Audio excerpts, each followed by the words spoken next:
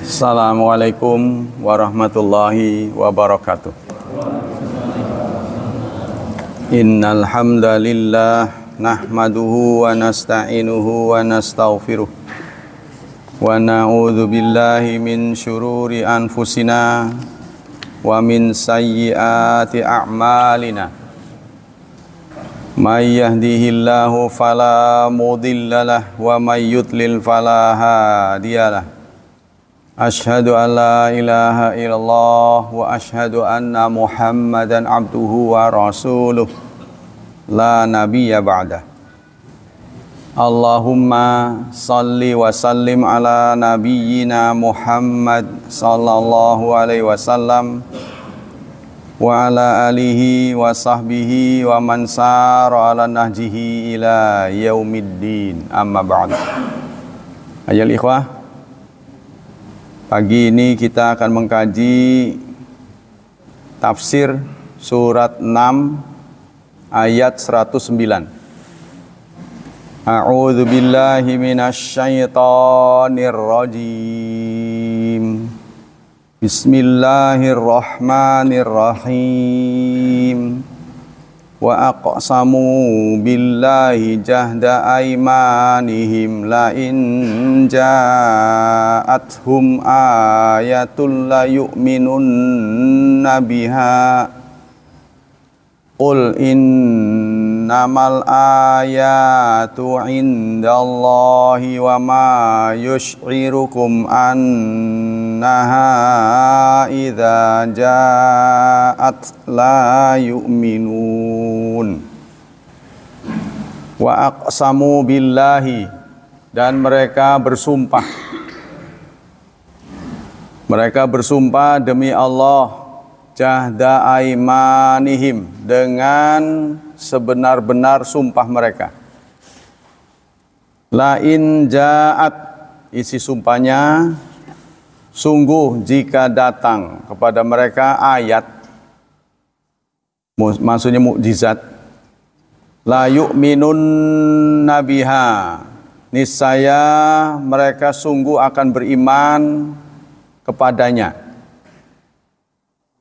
Qul, katakan, innamal ayatu, hanya ayat-ayat itu, indallah, sesungguhnya dari sisi Allah. Ayat-ayat hanyalah dari sisi Allah. Wa ma yush'irukum, dan apa yang memberitahu kalian, annaha, sesungguhnya ayat, idza ja'at, jika datang, la yu'minun, mereka tidak beriman. Artinya apa jaminannya jika ayat datang mereka akan beriman? Maksudnya begitu. Qala Razi, qala al-Wahidi, innama sumyal yamun bil qasam li anal yamin mawdu'atun li taukidil khabar alladhi yukhbiru bihil insan.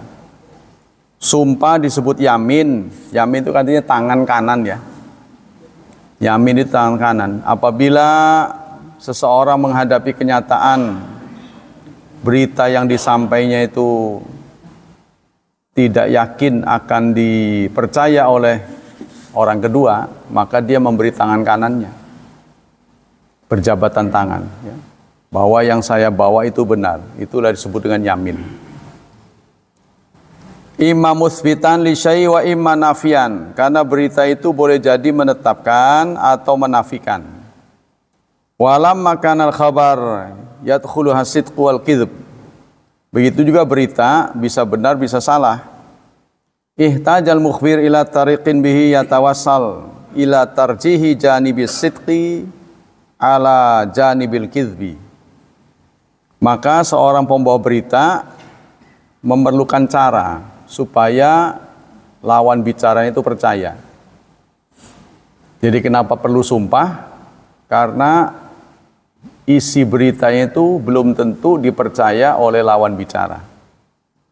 Jadi kita perlu menyatakan sungguh, Nah, kalau sungguh setelah mengatakan sungguh masih nggak percaya, biasanya dilanjutkan dengan sumpah. Saya sumpah apa yang saya bawakan benar. Wa qala Syaukani, Imam Syaukani mengatakan wa aqsamu billahi, mereka bersumpah demi Allah. Artinya orang kafir. Orang kafir bersumpah demi Allah. Ai kufar Quraisy, baik kafir secara mutlak, artinya umum, atau kafir Quraisy pada saat itu. Jahdal aiman. Jahda itu diambil kata juhdun. Juhdun itu artinya kuat. Ya. Diambil dari juhdun juga kata jihad. Jihad juga berasal dari kata jahdun, artinya perbuatan yang optimal. Bukan sepele. Jadi mereka sumpahnya benar-benar sumpah. Allati balagatha qudratuhum, sepanjang yang mereka bisa. Waqad kanu ya'taqidun, mereka meyakini annallahu wal ilahul a'zam, bahwa Allah itu Tuhan. Anehnya mereka orang kafir ini bersumpah demi Allah, karena mereka meyakini Allah itu sebagai Tuhannya. Ya, jadi ini disebut dengan tauhid rububiyah. Bedanya kafir sekarang dengan kafir dulu, kafir zaman Rasulullah itu mempunyai tauhid rububiyah. Jadi dia percaya pada Allah. Sehingga la walain sa'altahum man khalaqas samawati wal ard, jika engkau bertanya pada mereka siapa pencipta langit dan bumi, la yaqulunna Allah, mereka akan menjawab Allah. Ya, tapi mereka gagal dalam tauhid uluhiyah. Jadi mempraktekannya gagal. Kalau orang sekarang kedua-duanya nggak percaya dari sisi rububiyah, juga nggak percaya dari sisi uluhiyah.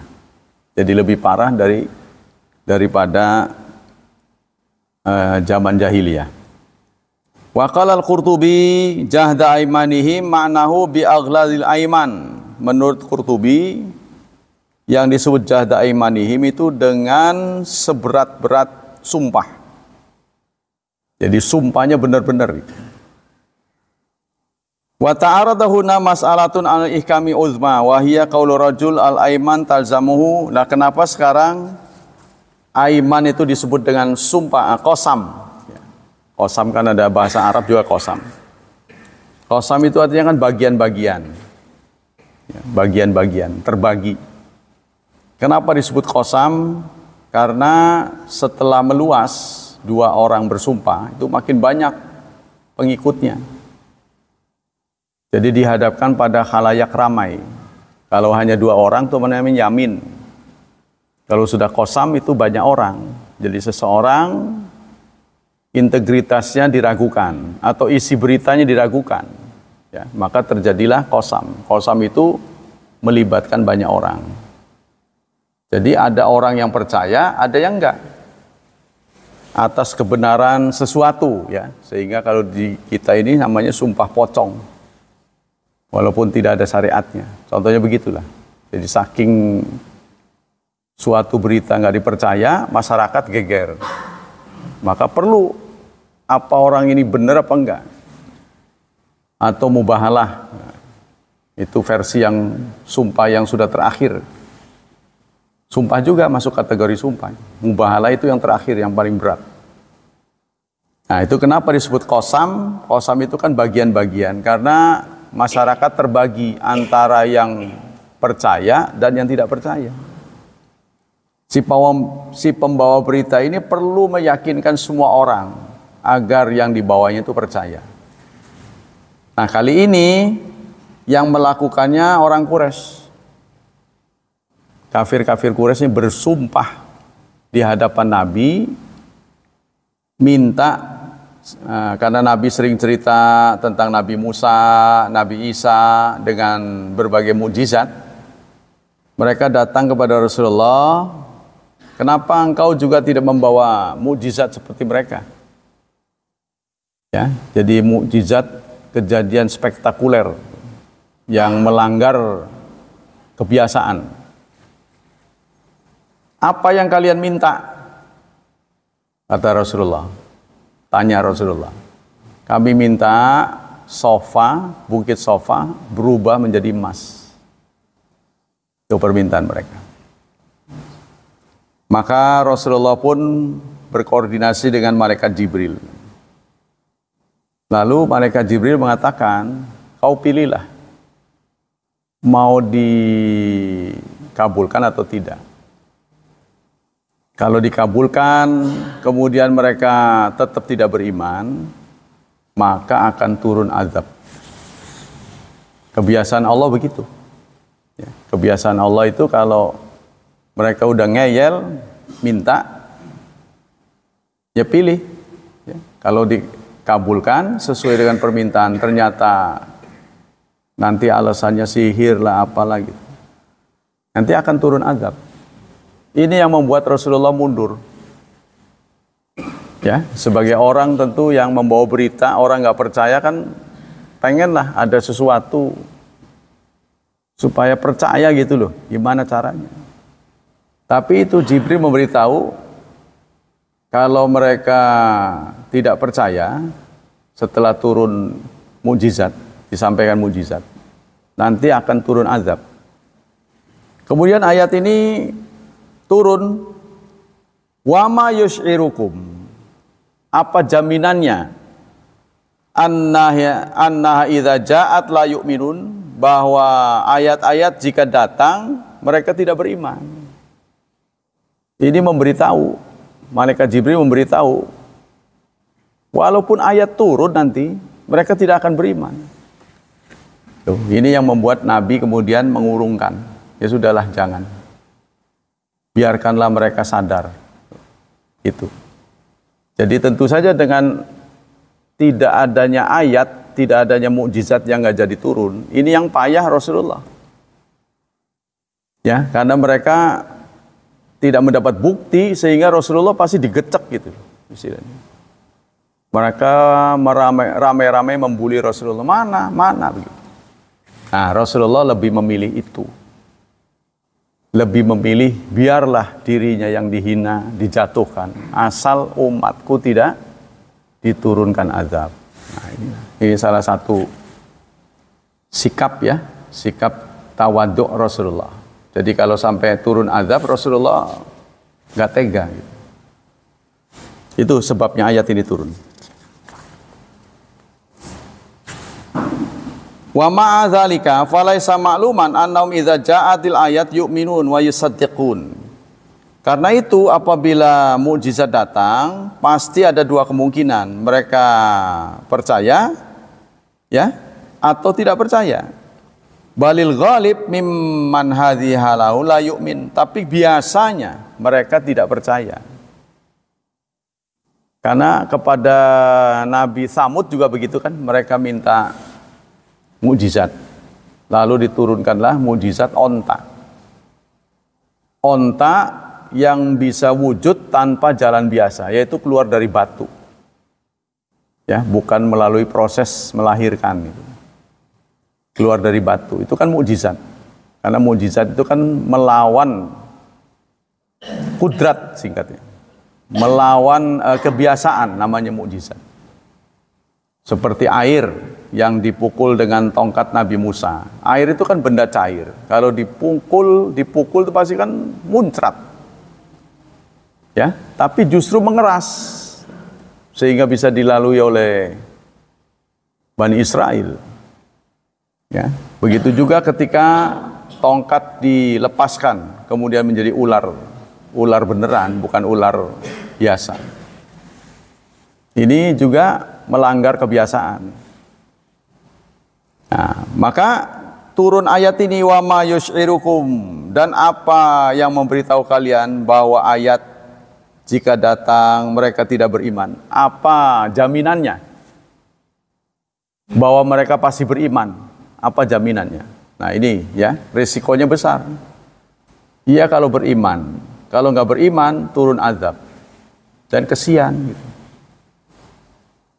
Qala Muhammad Rashid Ridha wa aqsama ulaikal musyrikun al-mu'anidun billahi asyadda aimanin ta'kidan. Kata Muhammad Rashid Ridha dalam kitab tafsirnya, ya, Tafsir Al-Mannar, bahwa mereka itu orang-orang musyrik bersumpah yang menentang Allah itu dengan sumpah yang berat. Wa muntaha juhdihim, dan sumpah yang maksimal. Bahwa la in ja'athum ayatun minal ayat al-kauniyah allati iktarahuha au mutlaqan la yu'minun nabiha annaha min indillah. Bahwa jika datang mukjizat ayat kauniyah yang mereka tuntut, mereka sungguh akan beriman. Jadi mereka udah benar-benar sumpah, ya. Liddilalati ala sidqi Rasulillah, yang menunjukkan kebenaran Rasulullah. Fayakunu imanuhum biha imanan bihi. Jadi kalau ayat itu turun, niscaya mereka akan beriman pada Rasulullah. Qul innamal ayatu indallah. Di lain ayat Allah menyampaikan dalam surat 13 ayat 38, ya, wa ma innamal ayat indallah. Sesungguhnya ayat itu hak prerogatif Allah. Jadi karena mukjizat itu bukan keterampilan yang bisa dipelajari, bisa dikuasai seperti kita, ya. Kalau kita welder, kapan saja dikasih besi sama alat-alatnya kita bisa ngelas. Kalau kita ahlinya. Tapi yang namanya mukjizat ini sesuatu yang tidak bisa dipelajari. Yang memberikan Allah. Tidak semau Rasulullah. Kapan mukjizat akan disampaikan atau tidak, itu tidak semau Rasulullah. Kehendak Allah. Nah, maka ini innamal ayatu indallah. Sesungguhnya ayat hanyalah milik Allah. Jadi Allah yang mau. Jadi kalau Rasulullah greget, ya, menyampaikan sesuatu orang nggak percaya, kan perlu bukti. Bukti ini belum tentu bisa dikeluarkan oleh Rasulullah kapan saja. Ya, sebab ini satu petunjuk bahwa Rasulullah itu bukan mau dia sendiri.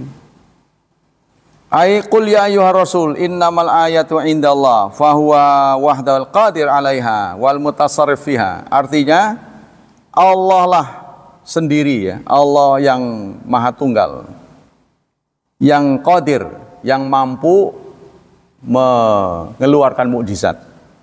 Wal mutasarrif, dan mengelola mukjizat. Yu'tiha man yasha wa yamna'uha man yasha. Allah bisa memberi kepada siapapun dan menolak pada siapapun. Pokoknya semua yang bersifat mukjizat itu tidak bisa ditandingi. Nah, mukjizat sepanjang masa itu ada pada Quran, yang pada hari ini masih ada di tengah-tengah kita. Ya, sampai sekarang Quran ini menjadi buku yang best seller. Buku yang paling laris di dunia.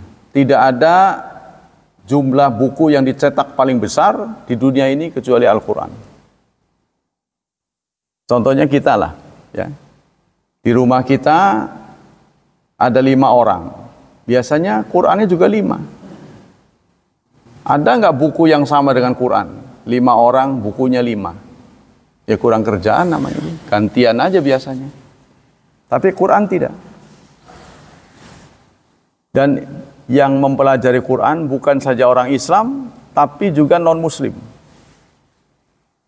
Ya, jadi sudah nggak tahu berapa miliar pasang mata yang mempelajari Al-Quran.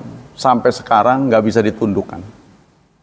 Malah ada yang sampai sekarang ayat-ayat yang belum mudeng, yang disebut mutasyabihat.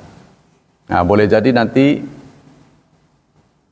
penguasaan manusia terhadap teknologi memampukan dia membuka ayat-ayat mutasyabihat. Contohnya tentang alam, menurut firman Allah, matahari itu beredar.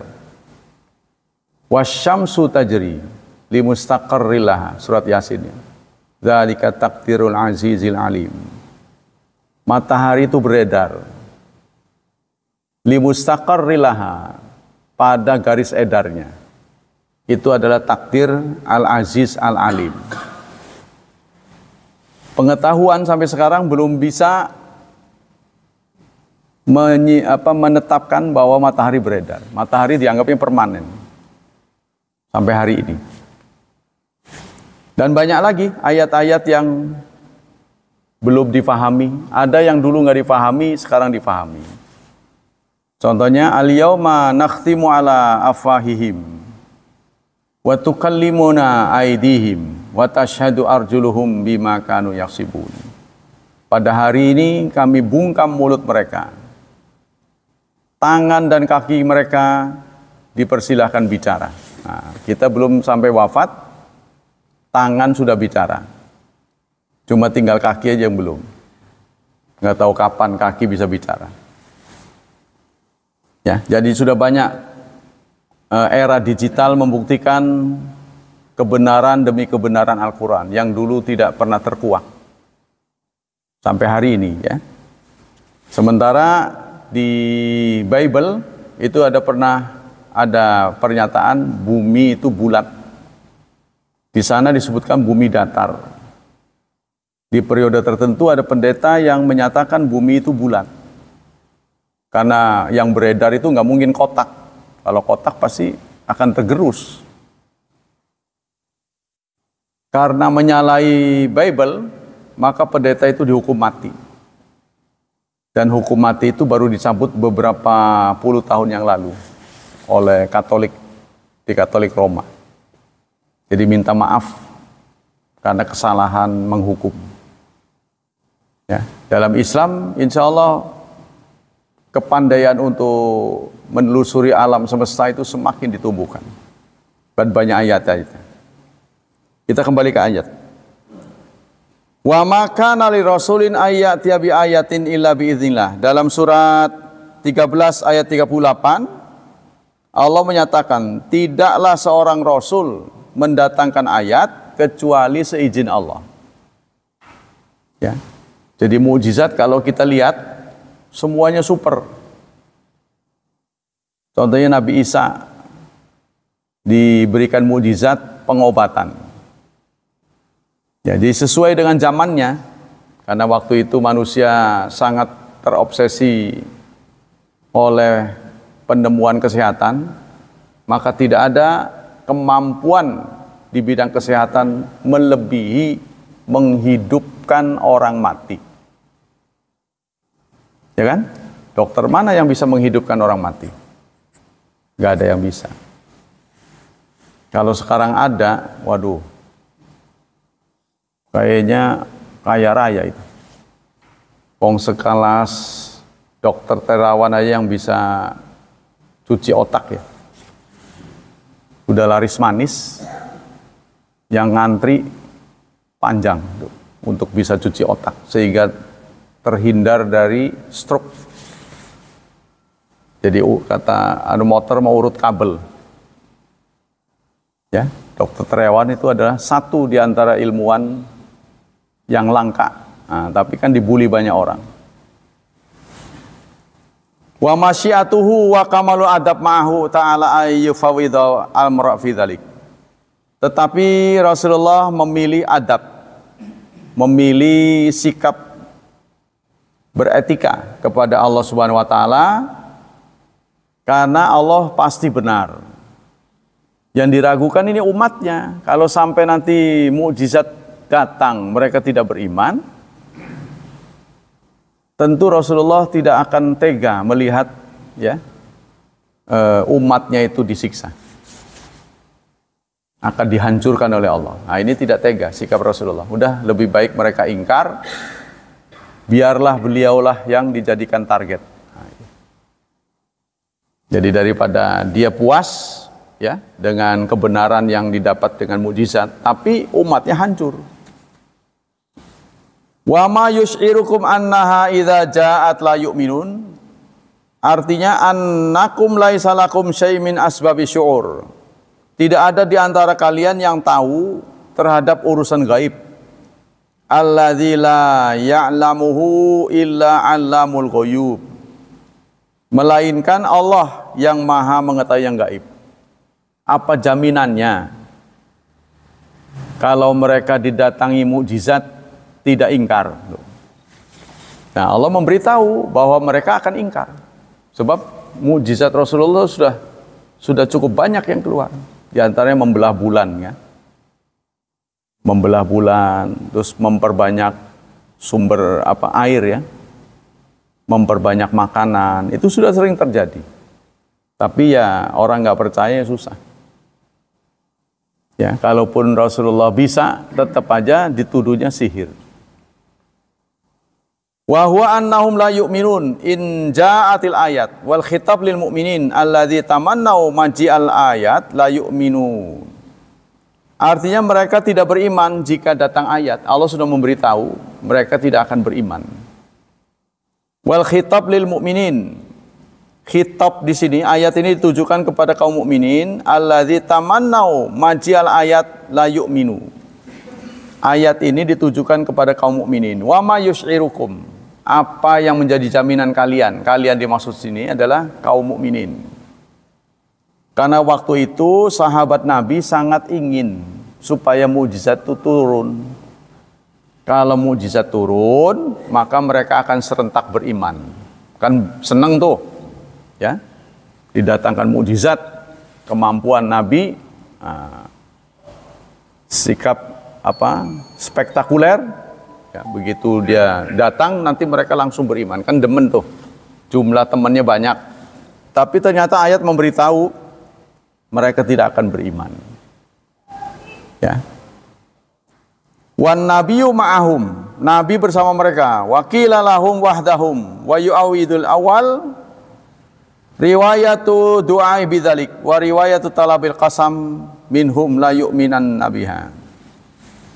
Jadi ini dilihat dari tanda-tanda mereka, ya, gejalanya memang niatnya tidak beriman karena mereka minta kedatangan mukjizat itu berasal dari tidak percaya.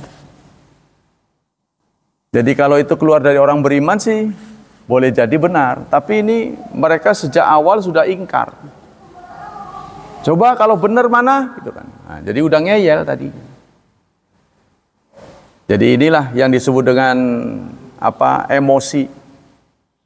Ya, kalau orang sudah emosinya nggak benar, maksudnya menghadapi sesuatu sudah benci, biarpun orang itu benar, maka dia anggap nggak benar. Ya, namanya sudah nggak benar, sudah salah. Ya, maka kita tidak boleh dalam memutuskan sesuatu itu emosional, ya, artinya memihak, tidak boleh. Ini sudah benci. Jadi apapun yang keluar dari orang yang dibenci pasti jelek aja bahasanya, ya, bawaannya jelek aja kalau kita udah benci. Sebaliknya kalau kita suka sama seseorang, apapun yang dilakukan oleh orang itu biar salah, bawaannya bagus aja gitu. Nah, kita tidak boleh begitu. Nah, inilah yang sudah tanda-tanda yang sudah dilihat dari orang Quraisy. Demikianlah tafsir. Kita lanjutkan dengan fatwa dari Syekh Utsaimin. Bismillahirrahmanirrahim. Kali ini bab zakat sudah habis. Beliau akan membahas bab puasa yang sangat pas dengan kondisi kita hari ini. Ditanyakan oleh salah seorang penanya, nahnu nastaqbil hadza syaraf fadil syahra saum. Kita menghadapi bulan yang utama, yang awalnya ada rahmat, tengah-tengahnya maghfirah, dan akhirnya adalah penyelamatan dari neraka. Waladzi taktsuru fi da'awat, dan banyak doa-doa yang dipanjatkan di bulan ini. Wa taktsuru fi hasanat, dan banyak kebaikan. Kami ingin agar disampaikan secara ringkas apa-apa saja yang kita harus lakukan di bulan ini. Dijawab oleh beliau, hadza syahrul mubarak, ini adalah bulan yang diberkahi, yaitu bulan Ramadan. Jadi semuanya berasal dari Quran. Bulan itu banyak, tapi karena bulan yang diturunkan Quran adalah Ramadan, maka Ramadan menjadi bulan yang mulia. Malaikat itu banyak, tapi malaikat yang diberi tugas untuk menurunkan Quran adalah Jibril, maka Jibril menjadi penghulu malaikat. Malam itu banyak, malam yang diturunkan Quran adalah Lailatul Qadar, maka malam itu menjadi malam mulia. Dan begitu seterusnya. Jadi karena Quranlah menjadi mulia. Karena Quran ini adalah mukjizat sepanjang masa dan mukjizat yang paling besar sepanjang masa. Yang masih ada di tengah-tengah kita dan kurang kita minati. Hati pembacaan kita kurang, kualitasnya kurang, dan begitu seterusnya. Allah berfirman, Syahrul Ramadan alladzi unzila fil Quran. Bulan Ramadan adalah bulan yang diturunkan Quran. Fungsi Quran itu hudan linnas, sebagai petunjuk, manual book. Kita tahu setiap produk manusia yang mewah, itu pasti ada buku bawaannya. Buku manual booknya. Kita beli motor, pasti ada bukunya. Ya kan? Kita beli AC pasti ada petunjuknya. Kita beli HP ada petunjuknya. Tapi kalau beli kacang goreng enggak ada. Karena itu murah. Yang mahal-mahal itu pasti ada petunjuknya. Nah, itu semua benda itu buatan pabrik. Buatan manusia. Maka yang buat bukunya itu buku buatan manusia. Tidak ada produk A boleh digunakan buku B. Suzuki kita pakai Yamaha, nggak bisa, pasti ambrol. Apalagi 2 tak dengan 4 tak.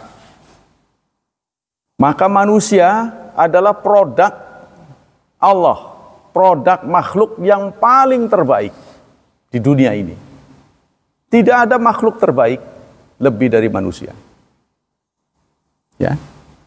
Makanya kalau kita perhatikan, kita boleh memiliki semuanya, tapi di rumah yang paling berharga adalah istri kita. Karena dia manusia. Kita punya banyak barang-barang. Tidak ada yang lebih baik daripada istri kita. Manusia dia. Paling mahal di antara benda-benda itu. Jadi jangan sampai benda pecah kita marah istri kita. Kan istri kita lebih mahal. Kadang kan begitu kan, nah, bendanya pecah, marah-marah itu. Loh, yang murah kok malah, gara-gara yang murah, yang mahal dimarahin. Salah. Beli lagi. Dan gara-gara pecah, suaminya dimarahin. Suami juga lebih mahal daripada semuanya. Ini kesalahan berpikir kita. Ya. Jadi ketika benda itu pecah gitu, jangan dimarahin. Kita bersihkannya, kita buang. Tidak mungkin sesuatu terjadi kecuali izin Allah. Jadi kalau sudah terjadi, ya buat apa lagi kita maki-maki juga tidak akan baik lagi. Yang penting solusinya kita singkirin. Itu dulu. Nah, kita kembali ke sini. Jadi fungsi Quran itu hudan, manual book. Karena kita ini adalah produk Allah yang paling baik di dunia. Ya, Allah menyampaikan dalam surat Al-Bayyinah, innalladzina amanu wa amilus salihati ulaika hum khairul bariyah. Sungguh orang yang beriman dan beramal saleh, dia adalah khairul bariyah, sebaik-baik produk Allah. Tapi sebaliknya orang kafir itu syarrul bariyah, seburuk-buruk ciptaan Allah. Jadi kita ini dinobatkan oleh Allah sebaik-baik makhluk. Allah menyatakan juga dalam surat At-Tin, walaqad khalaqnal insana fi ahsanit taqwim. Sungguh-sungguh kami telah menciptakan laqad khalaqnal insan, manusia fi ahsanit taqwim, dalam struktur yang terbaik. Ya, tidak ada binatang yang lebih baik daripada kita kecuali manusia. Tsumma radatnahu asfala safilin. Kemudian kami jatuhkan ke titik terendah. Jadi kita dari muda, dari balita terus, remaja terus naik. Konon usia maksimal untuk berkembang itu 40. Maka rata-rata Nabi diutus umur 40. Setelah itu kemudian kita turun terus sampai ke titik terendah, akhirnya pulang. Begitulah hidup manusia. Tapi begitu di titik tertinggi kita turun, pengalaman kita nambah. Kekuatan kita berkurang, tapi pengalaman nambah. Itulah bedanya orang tua dengan anak muda. Anak muda ngegas. Orang tua banyak ngerem, ya kan? Maka kalau satu kendaraan dua-duanya berfungsi, nggak maju-maju nih. Kalau supirnya dua, satu ngerem, satu ngegas, harus gantian kan? Harus balancing. Maka itulah Rasulullah. Nah, Rasulullah diapit oleh Khulafaur Rasyidin, yang satu ngegas, satu ngerem, satu ngegas, satu ngerem. Yang satu punya duit, yang satu punya tenaga. Lihatlah Abu Bakar, orangnya santun, banyak duitnya. Tapi dia pengalamannya cukup, maka dia banyak ngerem. Jangan. Umar penampilannya beda. Dia kuat. Dia terkenal sebagai pemberani, maka dia banyak ngegas. Ayo cepat. Nah, diwakili dari anak muda Ali bin Abi Thalib, ya, sebagai wakil dari anak muda, juga sama ngegas. Utsman bin Affan, tokoh yang banyak duit, tapi usianya jauh di atas Rasulullah. Dia banyak ngerem. Nah inilah, semuanya bisa berkontribusi, sehingga tampillah Rasulullah, sosok yang disegani. Karena ini tidak bebas dari 4 orang ini. Ya, mereka punya kendali. Ada yang ngerem, ada yang gas, ngerem, ngegas. Tapi kendali tetap di tangan Rasulullah. Kita kembali ke sini. Maka kita menurut surat At-Tin, summa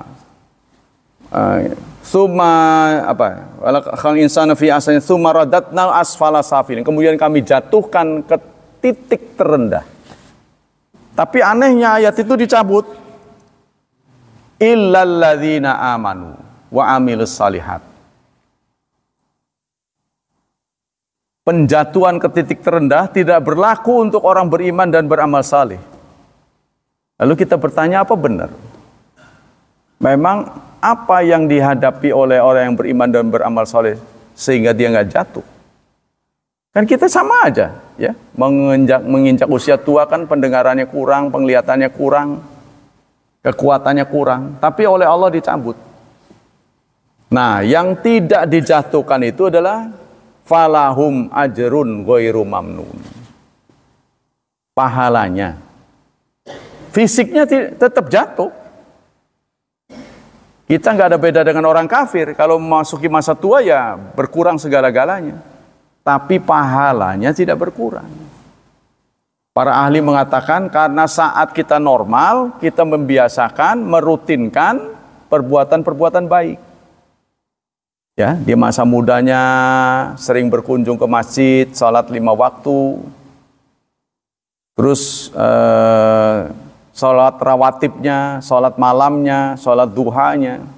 Nanti ketika memasuki masa lansia, saat tidak memungkinkan semuanya lagi, maka dia tetap dicatat seperti dulu.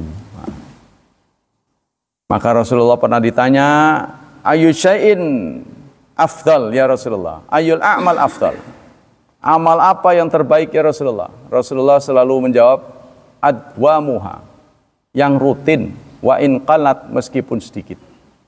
Sedikit rutin lebih baik daripada banyak nggak karu-karuan, kumat-kumatan.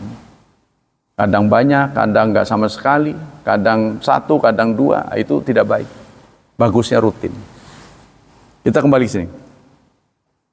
Quran sebagai mukjizat, ya, Allah sampaikan juga dalam surat Ad-Dukhan surat ke-44 ayat 3 hingga 8. Inna anzalnahu fi lailatin mubarakat inna kunna mundzirin. Sungguh kami telah menurunkannya di malam yang diberkahi. Inna kunna mundzirin, dan kami yang menurunkan. Kami memberi peringatan. Fiha yufraq, padanya pada malam itu yufraqu, ditentukan kullu amrin hakim, setiap urusan yang bijaksana. Ya, dijelaskan katanya.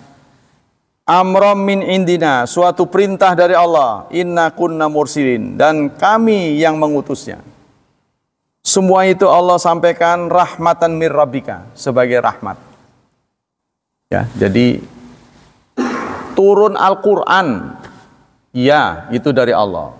Tapi dari mana kita tahu bahwa ayat itu turun? Jawabannya dari Rasulullah. Maka puncak nikmat yang kita lihat, kita dengar adalah Rasulullah, bukan Quran. Nah, ini kalau orang salah berpikir nanti salah. Kenapa? Karena Quran turun, betul ya turun dari Allah. Tapi dari mana Anda tahu bahwa Quran itu turun? Kan kita nggak diturunkan Quran. Kita tahu Quran itu turun dari Rasulullah. Ya kan? Kalaupun Rasul ada di tengah-tengah kita, Quran turun, itu bukan turun kita layaknya kita dengar begini. Hanya Rasulullah sendiri yang tahu. Yang kita lihat gejalanya adalah, yaitu kalau beliau naik kendaraan, maka kendaraan akan mepes. Contohnya beliau sedang di atas onta, ontanya akan turun. Tapi Qurannya turun kita nggak dengar. Yang tahu adalah Rasulullah. Rasulullah memberitahu barusan turun Quran. Sehingga ulama mengambil kesimpulan, nikmat yang paling agung adalah diutusnya Rasulullah. Maka ada ayat itu, walaqad manal 'alal mu'minin idz ba'atsa fihim rasulan. Sungguh kami telah memberi nikmat kepada kaum mukminin karena telah diutus seorang rasul. Tanpa lisan Rasulullah kita tidak tahu mana ayat, mana hadis. Jadi soalnya ada yang menentang Rasul. Ya, ada ulama yang kekeh yang boleh kita terima hanya Quran, bukan hadis. Yang memberitahu Quran dan hadis itu siapa gitu? Ini Quran, ini hadis. Artinya Rasulullah kan ngomong terus tuh, memproduksi lisan, memproduksi ucapan. Di antara ucapannya itu ada yang Quran, ada yang hadis. Siapa yang memberitahu? Ya Rasulullah. Masa berasal dari sumber yang sama kita boleh memilah-milah? Ya kan? Kalau waktu turun Quran kita percaya, kalau lagi biasa nggak turun kita ragu-ragu. Ya nggak bisa begitu. Sama dengan seorang presiden lah. Bisa nggak dipisahkan dari pribadinya? Nggak bisa. Kalau bisa dipisahkan dari presiden dari pribadinya, berarti saat tugas saja dia dikawal. Nanti jam 4 sore karena udah nggak kerja, pengawalannya nggak ada. Besok jam 8 lagi baru dikawal. Ya nggak bisa. Pasti menjadi satu. Ya. Walaupun dia lagi berak sekalipun, ya itu presiden kita. Tetap harus dikawal. Kamar mandinya kan keluarnya itu harus dikawal. Anda kira mudah itu? Keluar masuk ruangan tuh. Jadi maksudnya tidak boleh satu negara kehilangan akses 1 detik pun terhadap kepala negaranya. Jadi nggak boleh 1 detik pun ngilang. Jadi itu pernah terjadi pada Presiden Amerika. Karena dia merasa kenal, setelah jadi presiden susah mau ketemu. Mau mainan gitu loh, mau ngobrol santai itu susah. Dikawal terus. Jadi diagendakanlah nanti kalau saya ke sana, kamu pura-pura ngumpet gitu. Di mana kayak masuk kemana nanti kita ketemuan. Benar terjadi. Nggak tahu berapa jam dia ngobrol. Selesai ngobrol, yang ngajak ngobrol itu ditangkap. Tuduhannya apa? Telah menghilangkan presiden. Itu. Jadi kalau nggak bisa diakses, HP dimatiin, kita ngobrol sana, tetap ditangkap itu lawan bicaranya. Karena itu adalah lambang negara. Ya, jadi kalau kita punya teman, ya tetap nggak bisa ketemu.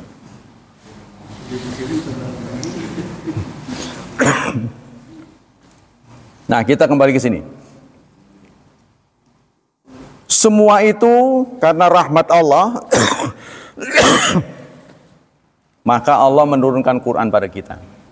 Bayangkan, saudara, kita saja ini nggak mungkin ketemu di tempat ini seandainya Quran tidak turun. Kalau dipikir-pikir, Anda tidak akan kenal saya tidak akan di sini. Kalau tidak disatukan oleh Islam. Nah, berkat Islam inilah kita ketemu, kita berpuasa, kita tarawih bareng. Eling apa enggak itu? Ya. Jadi kalau nggak diingetin, kita nggak inget-inget ini, nggak inget mati. Bahwa kita akan begini, diingatkan ini, berkat ini Islam datang ke hadirat kita. Kita tidak tahu yang halal, yang haram, kita akan sama, ya, gabrugan dengan manusia-manusia biasa itu, yang hanya memikiri hidup, kenikmatan, ya, kemewahan itu.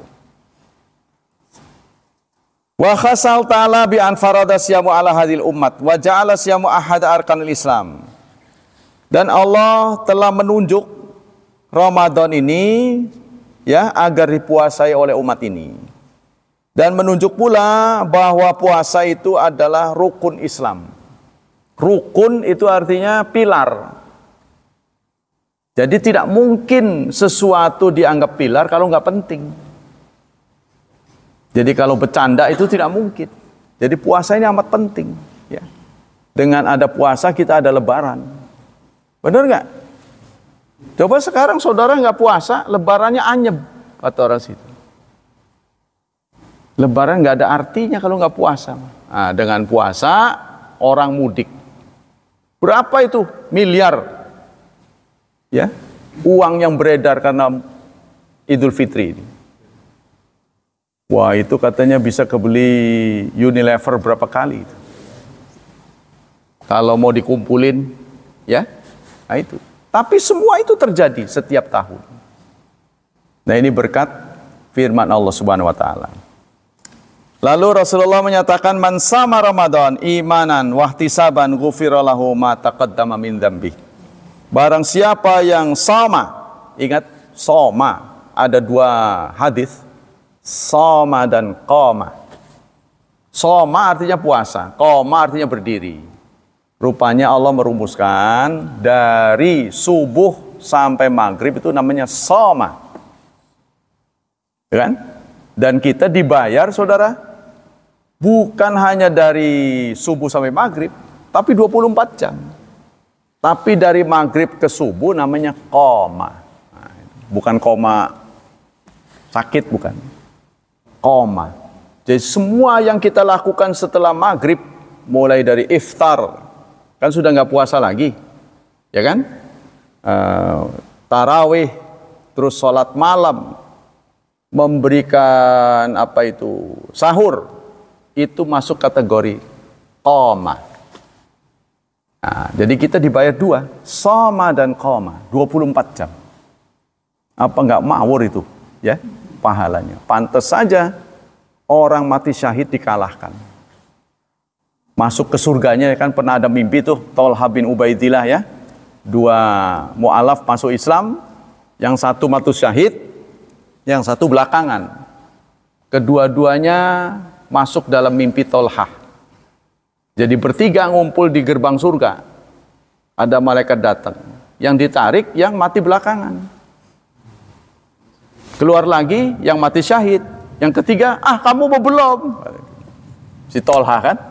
Kan belum waktunya. Mimpi ini dibenarkan oleh Rasulullah. Kok kamu heran sama mimpi? Ya heran ya Rasulullah. Kan katanya syahid itu puncak dari segalanya. Kok kenapa yang ditarik yang mati biasa?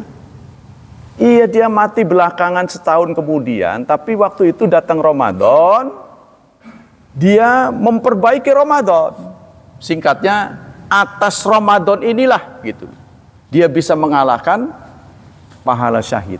Nah, ini kan berlaku untuk kita juga, karena Ramadan akan berlaku sepanjang masa. Jadi kesempatan ini terbuka buat kita juga. Ya, nggak tahu udah berapa kali Ramadan, mudah-mudahan bernilai yang sama. Yang tentu saja menarik buat kita adalah Rasulullah mengatakan, kamu tahu jarak mereka berdua? Tahu nggak jaraknya? Kapling yang satu dengan kapling yang kedua. Antara langit dan bumi. Nah, ukur aja tuh langit dan bumi berapa. Jarak keduanya nih, fasilitasnya. Berarti lebih bagus yang mati belakangan. Nah, ini menyadarkan pada kita jangan karena tidak berjodoh dengan syahid, kita mengupayakan diri syahid. Ada orang lagi sadar, bom tuh, syahid saya. Apa itu? Syahid itu jodoh, takdir. Gak bisa dipetik setiap saat. Ya kan? Kita mau syahid sekarang kan gak bisa kalau Allah tidak menentukan. Jangankan kita, Khalid bin Walid aja gak bisa. Khalid bin Walid nangis. Dia yang mengantar berapa banyak sahabat syahid. Tapi beliau sendiri sakit di atas ranjang. Ketika dimandikan, sekujur tubuhnya nggak ada sampai sekilan, pasti ada bekas luka bacok. Sekujur tubuhnya, karena beliau panglima perang. Tapi beliau menangis, mati di atas ranjang.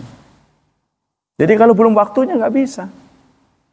Nah, kemarin diberi kesempatan orang-orang yang kena COVID, kita mengejek mereka. Jangan-jangan mereka udah senang. Artinya ngejek kita malah, alah kamu itu belakangan itu. Boleh jadi mereka sudah tertawa. Pak Imam almarhum, ya Allah, orang yang ada di saf awal, yang di akhir hayatnya saya malah bercanda, aduh nyesel bener. Saya kira jorangan sakitnya, belum ditengok udah bablas. Mau disolatin nggak bisa, mau di pelataran situ nggak mau, di sana nggak boleh. Ya Allah, sejauh itu sedih amat. Ya, masa sih sehina itu gitu kita perlakukan itu, lebih dari binatang. Inilah kita harus minta ampun pada Allah. Boleh jadi beliau sudah tertawa di sana, mentertawakan kita, karena beliau selalu tampil awal. Sering saya ledekin, imam di depan, jangan di belakang. Nurut ya. Kan namanya imam. Ya Allah ya. Beliau tidak takut guncangan, saudara. Kalau kita tidak diledek, dia diledek sama tetangganya. Artinya dibully. Awas nanti kalau kamu mati, sholat di sana terus. Tapi tidak goyah. Nyumput-nyumput dia datang ke sini. Keimanannya. Semoga kita doakan mendapat tempat yang layak di sisi Allah. Kita lanjutkan. Jadi yang Allah berikan kepada kita bukan sekadar sama, tapi qama. Rasulullah kemudian menyatakan dalam redaksi yang sama, cuma bedanya qama dan sama. Man qama Ramadan imanan wahtisaban ghufira lahu ma taqaddama min dzambi. Nah, itu sama redaksinya, cuma sama dan qama saja.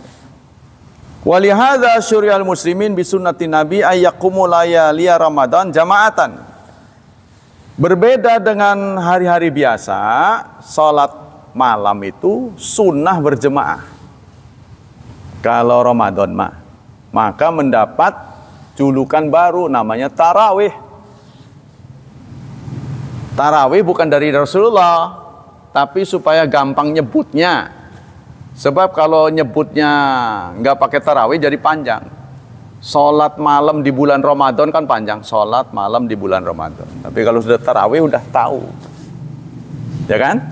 Nah, Ustadz Udi kan protes kenapa ada tarawih. Tarawih itu merek baru supaya gampang.